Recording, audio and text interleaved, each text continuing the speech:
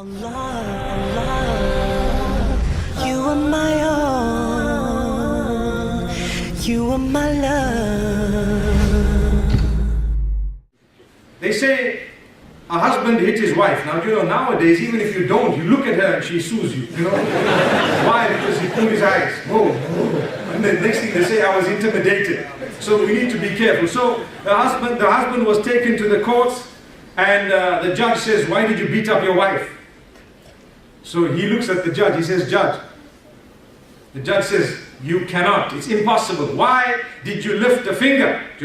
And to be honest, before we go ahead, believe me, don't think that a husband has a green light to beat up his wife in Islam. Don't think that. Do not think that. May Allah protect us. You don't just engage in violence and create hooliganism out of Muslims. No. We should be the best to our spouses. If the hadith says, خَيْرُكُمْ خَيْرُكُمْ لِأَهْلِهِ, Muhammad ibn Abdullah sallallahu alayhi wa sallam says, the best from amongst you are those who are best to their spouses or their family members. I challenge you to live up to that. May Allah protect us. So this man says, Judge, my wife came in front of me with a big purse, this size. And she looked at me and smiled. And she opens the big purse, and from inside it, she took out another purse. And then she put the big one down. And then she opened the other one, and she smiled at me. And she took out another one from inside that one. And then she put the bigger one down. And then she opened the other one. And she took out another one from inside that one. And then put the other one down. And then she opened that one and took out another one.